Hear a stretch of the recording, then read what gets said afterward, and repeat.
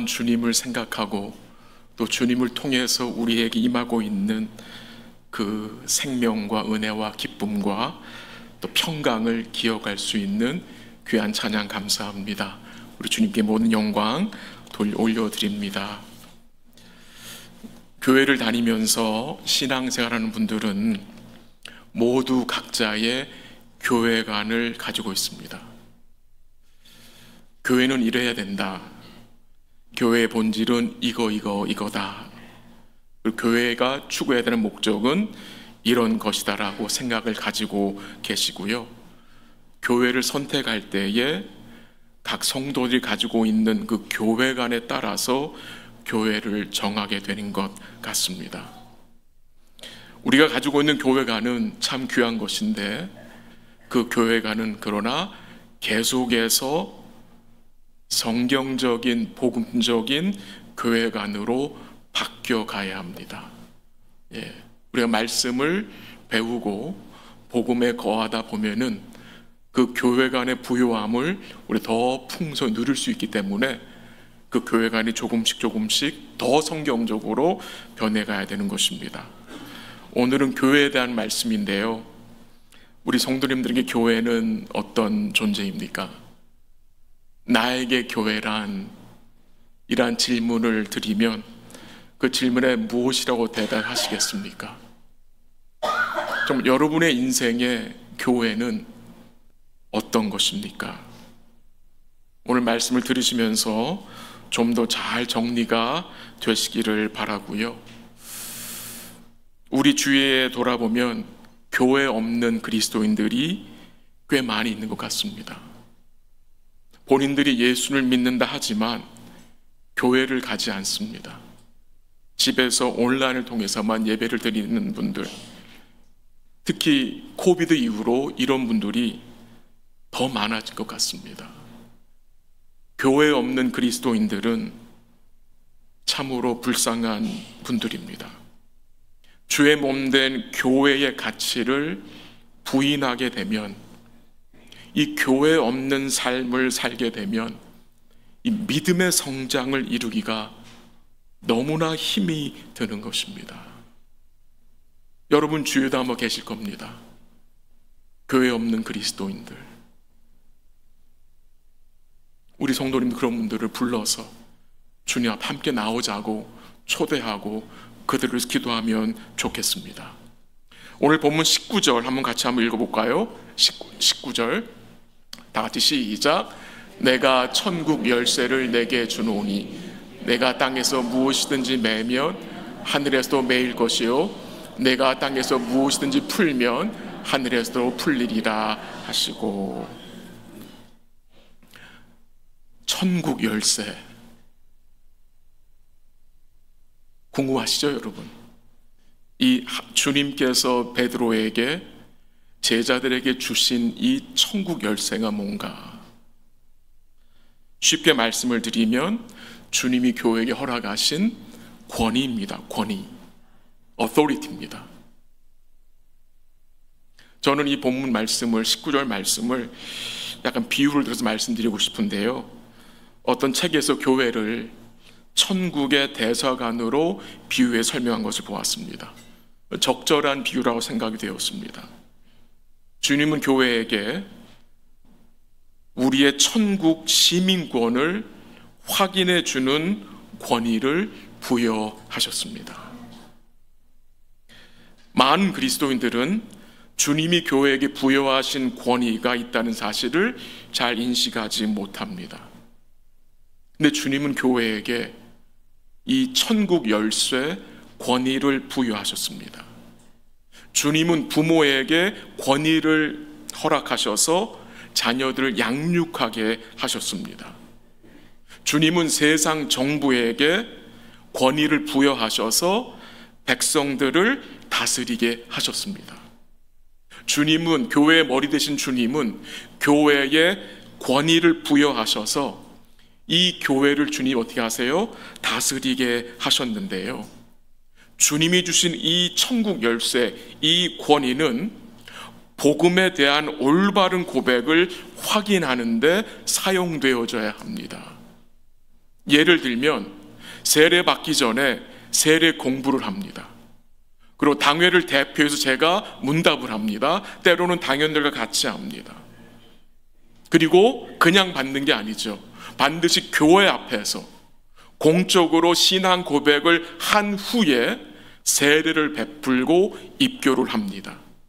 이것이 주님이 교회에게 주신 천국 열쇠, 곧 권위를 사용하는 것입니다. 또 하나 예를 들어 보겠습니다. 주님이 교회에 부여하신 천국 열쇠 권위는 성도의 삶이 복음과 일치하지 않을 때에, 즉 범죄한 사실이 드러나고 그 범죄가 교회에 해가 됐을 때에 어떻게 합니까? 교회는 주님이 허락하신 그 권위로 그 성도에게 사랑으로 회개를 촉구합니다. 그것을 주님이 기뻐하시고 원하시는 것입니다. 그러므로 주님이 교회에게 주신 천국 열쇠, 곧 매고 푸는 권위는 주님의 말씀 안에서 교회를 뭐라는 거예요? 다스리라는 말씀입니다. 그 일을 당회가 주도적으로 감당해야 하는 것입니다. 내용을 좀 종합해서 말씀을 드리면, 주님이 교회에게 주신 천국 열쇠, 이 권위는 주의 뜻을 따라 올바른 신앙 고백이 무엇인가, 그리고 진실한 신앙 고백을 하는 자는 누구이며 그들이 어떤 삶을 살아야 하는지를 확인하고 격려하고 위로하는 이 영적인 권위를 교회에게 허락하셨다는 것입니다. 오늘 또한 본문에서 주님이 교회에게 말씀하신 내용 중에 약속들이 있습니다. 교회에게 주신 은혜가 있는데 그것을 세 가지 내용으로 요약해서 말씀드리겠는데요. 첫 번째는 주님이 교회로 올바른 신앙 고백을 하게 하십니다. 교회는 분명한 신앙 고백이 있어야 합니다. 오늘 본문 16절 한번 같이 가볼까요? 16절 같이 시작. 시몬 베드로가 대답하여 이르되 주는 그리스도시요 살아계신 하나님의 아들이시니이다. 베드로에게 분명한 신앙 고백이 있었습니다. 그래서 교회는 분명한 신앙 고백이 있어야 합니다. 두 번째는 교회는 그리스도의 약속을 소유했습니다. 한번 18절 가볼까요? 18절 다 같이 시작. 또 내가 내게 이르노니 너는 베드로라. 내가 이 반석 위에 내 교회를 세우리니 음부의 권세가 이기지 못하리라. 주님이 교회에게 뭘 약속하셨어요? 내가 이 반석 위에 내 교회를 세우겠다. 주님이 빌더가 되신다는 말이죠. 베드로가 세우는 것이 아닙니다. 제자들이 세우는 게 아니에요. 주님이 세우는 것이고, 제자들은, 우리들은 다 뭡니까? 시다예요, 시다. 종이에요, 종. 조수예요, 조수. 예. 주님이 세우시는 거예요. 그 세 번째는 교회는 그리스도의 보호를 받아 결국 인내하게 되며 승리한다는 것입니다. 그 내용이 18절 마지막에 나옵니다. 한번 볼게요. 어떤 내용입니다. 마지막에 음부의 권세가 이기지 못한다. 약속이죠. 은혜의 약속이잖아요. 음부의 권세가 교회를 삼킬 것 같은데, 이길 것 같은데, 짓누를 것 같은데 뭐예요? 이기지 못한다는 것입니다. 이것은 주님이 주신 은혜의 약속입니다. 결국 교회는 어떻게 된다고요? 견디게 됩니다. 교회는 결국 뭐예요? 주님의 승리를 맛보고 그 승리에 동참하게 된다는 것입니다. 예수님께서 빌립보 가이사랴 지역에 하셨을 때에 제자들에게 물었습니다. 사람들이 나를 누구로 아느냐? 예수님이 사람들의 그 반응이 궁금하고 모르셔서 물은 게 아니시겠죠. 주님은 그의 제자들로 이 세상 사람들의 시각과 믿는 자들의 시각이 얼마나 다른지를 비교하여 설명하기 위함인 것 같습니다. 그 주님의 질문에 제자들이 뭐라고 대답을 했습니까? 이 가이사랴 지방 사람들은 예수님에 대해서 어떻게 생각했습니까? 더러는 세례 요한이라고 했고요, 더러는 엘리야라고 했고, 더러는 예레미야, 더러는 선지자 중에 하나라고 말했다고 했습니다. 그러니까 그 지방 사람들은 예수님을 단순히 선지자 중에 하나로 생각한 것입니다. 세상 사람들은 예수님이 누군지 압니까? 모릅니까? 모릅니다. 몰라요. 선지자 중에 하나겠지. 예수가 왜 오셨는지, 무엇을 이루시는 분이신지, 무엇을 주시는 분이신지 세상은 모릅니다. 몰라요. 우리도 몰랐던 사람 중에 하나였습니다. 근데 주님이 우리에게 어떻게 하셨어요? 알게 하신 거 아닙니까? 15절에 보면 주님께서 제자들에게 묻습니다. 너희는 나를 누구라 하느냐? 너희는 나를 누구라 하느냐? 이 질문은 제자들만이 아니라 우리 모두에게도 적용이 되는 질문이라 생각이 됩니다. 오늘 함께 하신 성도들 마음속에서 여러분 한번 대답 한번 해보시기 바랍니다. 여러분 마음 깊은 곳에서 예수님을 누구라 고백하십니까?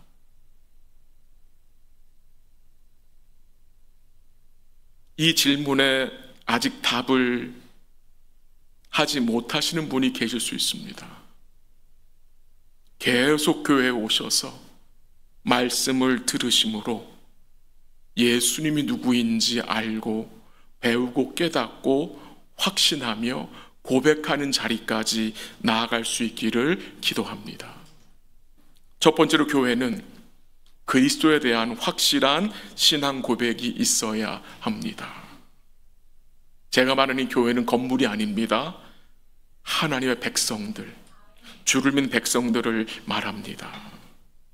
교회는 그리스도에 대한 올바른 신앙 고백이 있어야 합니다. 약 한 10여 년 전에 한국에 있는 교회들이 큰 고통을 당했죠. 신천지가 교회에 들어와가지고 사람들 추수해갔죠.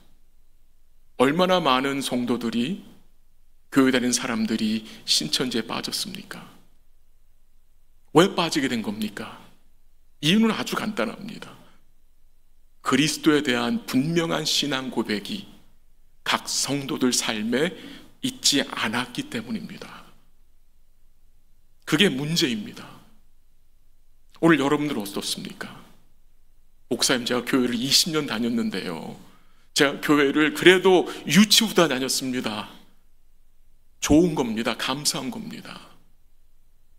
근데 더 중요한 것은 오늘 여러분 마음속에 예수 그리스도에 대한 분명한 신앙 고백이 있느냐는 것입니다.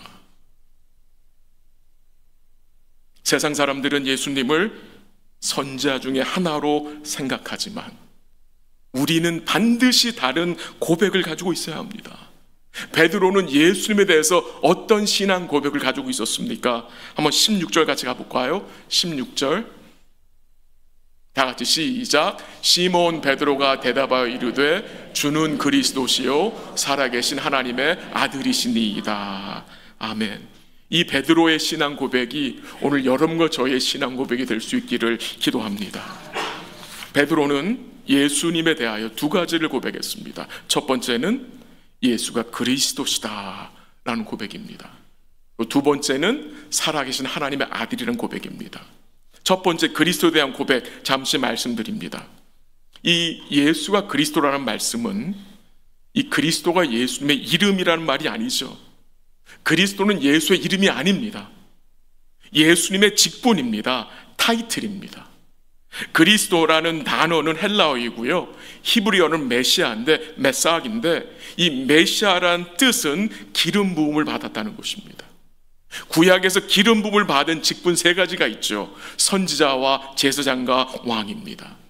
그러니까 예수님께서 약속된 메시아로 이 땅에 오신 것은 이 세 가지 직분을 가지고 오신 것입니다. 선지자직과 제사장직과 왕직을 가져오셨고 그 직분을 성취하신 것이 결국 여러분과 저의 뭐가 됩니까? 구원이 되는 것입니다. 주님은 선지자로서 천국 복음을 선포하셨고 주님은 제사장으로서 자기 자신을 십자가에서 온전한 제물로 드리셨고, 주님은 왕으로서 원수 마귀를 멸하셨고, 하늘 보좌에서 지금도 만물을 통치하시는 만왕의 왕으로 계신 것입니다. 그러니까 주님, 이 그리스도의 직분 세 가지에서 교회의 직분이 나온 것입니다. 선지자직이 바로 목사직으로 연결이 되고요, 제사장직은 안수집사, 왕직은 결국 누구겠습니까? 다스리는 장로가 되는 것입니다. 권사직은 성경에 나오지 않지만 교단에서 교회 덕을 위해 세운 직분입니다. 주님이 교회에 허락하신 직분은 계급제가 아닙니다. 안수집사보다 장로가 높고 장로보다 목사가 높은 것이 결코 아닙니다. 역할이 다를 뿐입니다. 우리 성도님들은 이 직분을 계급으로 생각하지 마시길 바랍니다. 그것은 바로 세상적인 생각입니다. 또한 이 직분은 세상적 감투나 명예가 아닙니다. 신분이 상승되거나 권력을 행사하는 것도 아닙니다. 저희가 10월 첫째 주일날 공동회를 통해서 새로운 직분자들을 세우려고 기도하고 있습니다. 참 좋은 분들이 많이 계시는데 또 이 연령 제한이 있어요. 또 부르심이 있어야 하고, 이 직분을 받는다는 것은 참 복된 것인데, 이 직분을 받는 것은 주의 종으로 주를 위한 헌신과 희생과 섬김과 자기 부인과 포기의 삶이 믿음으로 드려져야 하는 것임을 우리는 기억해야 하고요, 이 직분을 세우는 일에 우리가 또 마음을 모으고 함께 기도하고, 이 과정이 주의 은혜 가운데 잘 진행될 수 있도록 우리 성도님들의 기도를 부탁합니다.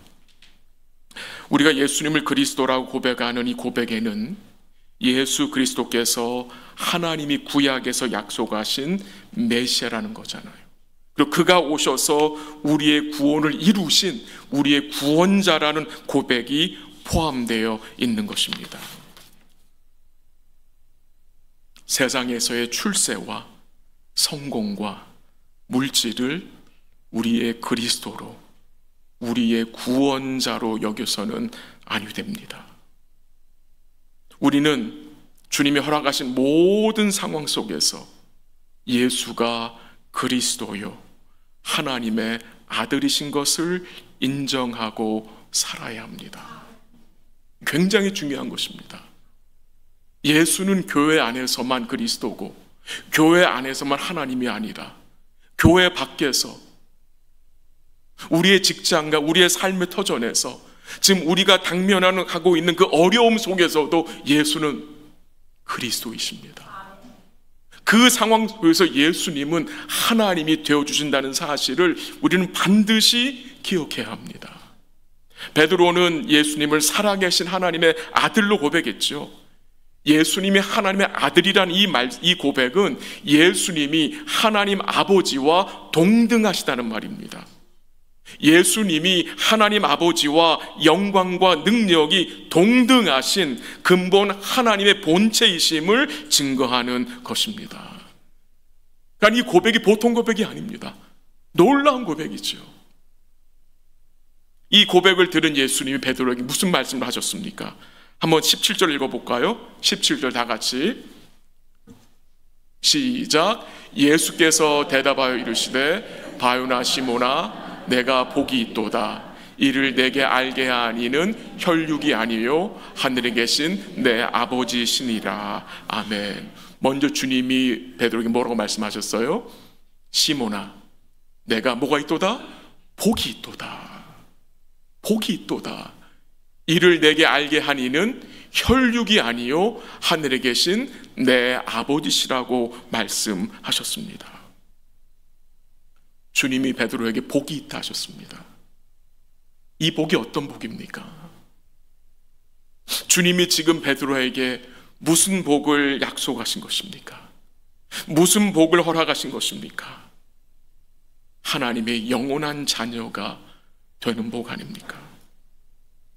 하나님의 영원한 천국 백성이 되는 복 아닙니까? 하나님의 그 영원한 나라를 소유한 복 아닙니까? 주님이 허락하신, 하나님이 약속하신 그 구원을 이 베드로가 받아 누리는 복 아닙니까? 어떻게 베드로가 이렇게 복된 신앙 고백을 할 수 있던 것입니까? 그가 다른 사람들보다 좀 더 종교적이고 어떤 자격이 있어서입니까? 아니죠. 주님 말씀하셨죠. 이를 내게 알게 하니는 혈육이 아니고 하늘에 계신 내 아버지시라고. 하나님 아버지께서 은혜를 베푸셔서 베드로로 예수가 누구인지 분명히 알고 확신케 하고 고백하게 하신 것입니다. 혈과 육으로는 하나님의 나라를 유업으로 받을 수 없습니다. 예수가 나의 그리스도가 아니면, 그가 하나님의 아들이라 믿고 고백하지 않으면 구원은 없습니다. 없습니다. 하나님 나라에 들어갈 수 없습니다. 믿는 아내 꼬랑지 잡고 들어가는 게 아닙니다. 믿는 남편 따라서 들어가는 것이 아닙니다. 하나님 앞에서 분명한 올바른 신앙 고백이 있어야 합니다. 성경은요, 우리가 가지고 있는 믿음을 구원의 은혜로 증거합니다. 즉 하나님이 값없이 우리에게 주셨어요. 베드로에게 주신 거예요. 산돌 되신 주님이 이 버려진 돌 같은 우리들을, 죄로 죽은 우리들을 살리셔가지고 우리를 어떻게 하십니까? 거룩한 교회로 세워가시고 또 계속해서 세워가시는 것입니다. 또한 교회는 두 번째로 은혜의 약속을 소유했습니다. 베드로의 신앙 고백에 대해서 주님은 확실한 약속으로 대답하셨는데 그 약속이 무엇입니까? 내가 내 이 반석 위에 내 교회를 세우겠다는 말입니다. 이 18절 말씀은 로만 캐톨릭에서는 교황 제도의 근거로 삼는 구절로 사용합니다. 네, 이 18절은 교황 제도를 말하는 것이 결코 아닙니다. 베드로가 첫 교황이 아닙니다. 주님은 베드로에게 네가 내 교회를 잘 세우라고 말씀하지 않았습니다. 뭘 말씀하셨습니까? 내가 내 교회를 세우겠다. 중요한 것은 내가입니다. 내가. 교회는 주님이 세우시는 것입니다. 주님이 교회의 빌더입니다. 목사, 장로, 권사, 집사가 아닙니다. 교회를 세우시는 분은 누굽니까? 오직 주님이십니다. 주님은 자기의 죽으심과 부활, 그리고 그의 말씀과 성령, 그가 교회에 허락하신 복음을 통해서 교회를 어떻게 해요? 세우시는 것입니다. 그게 참된 교회인 것입니다. 다시 본문 한번 18절 가볼까요? 18절 한번 같이 읽어보죠. 18절 같이 시작. 또 내가 내게 이르노니 너는 베드로라. 내가 이 반석 위에 내 교회를 세우리니 음부의 권세가 이기지 못하리라. 아멘. 주님이 교회를 어디에 세우세요? 이 반석 위에. 이 반석이 어딥니까? 어떤 돌덩이를 말하는 것이 아니라 베드로의 신앙 고백 위를 말하는 것입니다. 베드로의 신앙 고백 위에 주님이 교회를 세우시겠다는 거예요. 그리고 이 교회를 주님이 뭐라고 말씀하셨어요? My church. 내 교회라고 말씀하셨습니다. 내 소유라는 것입니다. 교회는 주의 것입니다. 왜 주의 것입니까? 주님이 자신의 피로 사셨기 때문에. 주님이 자신의 피로 이 건물 산 게 아니잖아요. 주님이 그의 자신의 피로 누구를 샀습니까? 여러분과 저를 사셨잖아요. 그래서 우리가 교회로 부르심을 받은 거잖아요. 그러니까 교회의 주인은 누구입니까? 오직 우리 주님이 되시는 것입니다. 마지막으로 교회는 주께서 승리할 것을, 우리에게 승리할 것을 주께서 약속하셨습니다. 18절 마지막 부분에 뭐 이런 내용이 나오죠. 음부의 권세가 이기지 못하리라. 음부의 권세가 이기지 못한다. 무슨 말입니까? 주께서 교회를 끝까지 지키시고 돌보신다는 말씀입니다. 우리 주님은요, 교회를 세우신 분만이 아닙니다. 교회를 뭐 하십니까? 지키십니다. 우리 주님은 교회의 빌더가 되시고 키퍼가 되십니다. 주님의 보호하심이 있다는 것입니다. 이 음부의 권세, 이 사단의 권세가 아무리 날뛰어도 교회를 이기지 못합니다. 왜? 교회는 주님과 연합되어 있잖아요. 교회의 머리가 사람이 아니라 주님이시잖아요.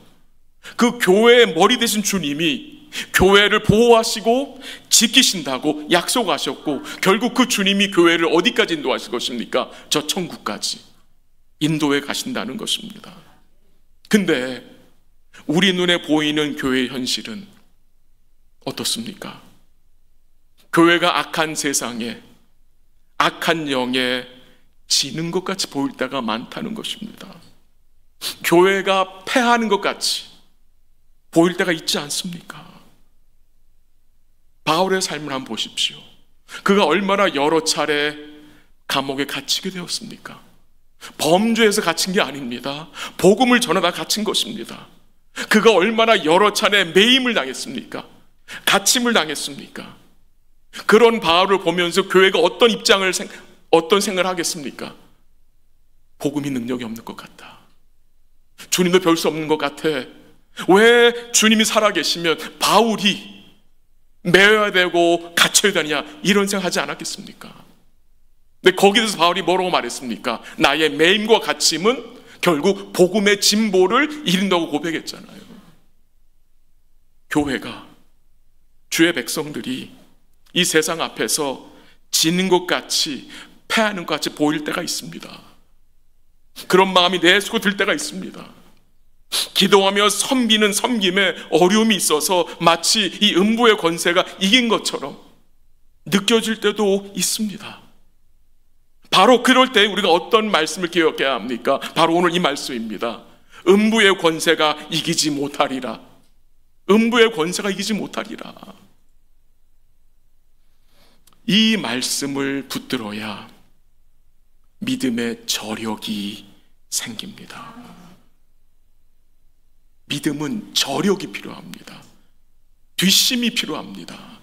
이 믿음이란 것은 처음 반짝하다가 없어지는 것이 아닙니다. 여러분과 저의 믿음은 이 저력, 영적인 저력, 뒷심이 필요합니다. 영적 지구력이 필요합니다. 믿음은요, 주님 바라보고 견디는 것이고, 믿음은 말씀 붙잡고 뭐 하는 것입니까? 참아내는 것입니다. 그게 믿음인 것입니다. 그러기 위해서 여러분과 제가 뭐 해야 합니까? 말씀의 뿌리를 깊이 내려야 합니다. 그래야 믿음의 저력이 생겨서 여러 가지 풍파에 흔들리지 않게 되는 것입니다. 우리 사랑하는 행복한 교회 성도들이 믿음의 저력이, 이 믿음의 뒷심이 더 많이 있었으면 좋겠고, 그것을 우리가 함께 기도하기 원합니다. 사단이 베드로를 밀가부르듯 흔들어댔습니다. 사단이 베드로만 흔들어대겠습니까? 목사, 장로, 집사 모든 성도들을 사단은 어떻게 합니까? 흔들어댑니다. 흔들어대요. 근데 음부의 권세가 이기지 못합니다. 사단이 베드로를 엄청나게 흔들어댔어요. 결국 베드로가 주님을 3번씩이나 모른다고 부인했죠. 맹세까지 했죠. 죽기까지 주님을 따르겠다고 결심까지 했는데, 그 결심이 순식간에 무너졌음에도 불구하고 음부의 권세가 베드로를 이기지 못한 것은 주님이 베드로를 지켜주셨기 때문입니다. 주님이 베드로를 위해서 간구하셨기 때문입니다. 여러분, 어렵고 힘들 때에, 고통스러울 때에 꼭 이 말씀 기억하십시오. 음부의 권세가 이기지 못한다. 그리고 기도하십시오. 주님, 저에게 믿음의 저력을 주십시오. 저에게 믿음의 뒷심을 주십시오. 그러기 위해서 말씀의 뿌리를 깊이 내릴 수 있도록 이 부족한 종이 말씀과 기도에 깨어있게 하십시오. 기도하셔야 합니다. 우리 주님이 이미 이기셨습니다. 승리하셨습니다. 그 주님의 승리하심을 믿고 우리는 뭐 하는 겁니까? 믿음의 선한 싸움을 싸워가는 것입니다. 주님이 베드로에게 말씀하시잖아요. 음부의 권세가 이기지 못한다. 그 말은 승리를 약속하는 것이지만 또한 동시에 이 음부의 권세가 교회를 계속해서 대적할 것을 말씀하신 것입니다. 교회를 대적하는 세력들이 있습니다. 우리 성도들을 대적하는 세력이 깔려 있다는 사실입니다. 예수님이 오시기 전에도 그랬고요. 예수님 오셔서 죽으시고 부활하시고 승천하신 이후에 교회는 수없이 많은 핍박과 고난을 받았습니다. 수많은 성도들이 여러 지역에서 순교했습니다. 지금도 많은 성도들이, 교회들이 핍박과 고통을 받고 있습니다. 그러나 분명한 사실은 무엇입니까? 그 많은 고난과 핍박으로 인하여 교회가 소멸되었습니까? 소멸되지 않았다는 사실입니다. 그럼 뭐가 증거되는 것입니까? 주께서 교회를 붙드시고 지키시고 계신다는 증거 아닙니까? 이것을 믿으셔야 합니다. 꼭 붙드셔야 합니다. 말씀을 정리합니다. 예수님을 그리스도로, 우리의 구원자로, 또한 하나님의 아들로 믿고 고백하는 교회는 정말 복된 교회입니다. 여러분이 정말 복된 자라는 것입니다.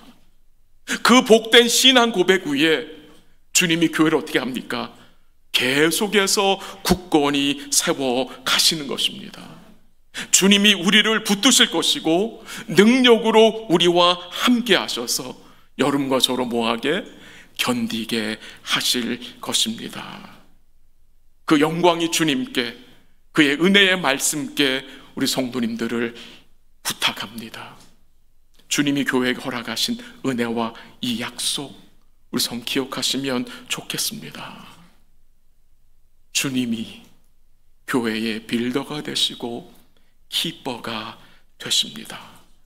이번 주간도 여러분이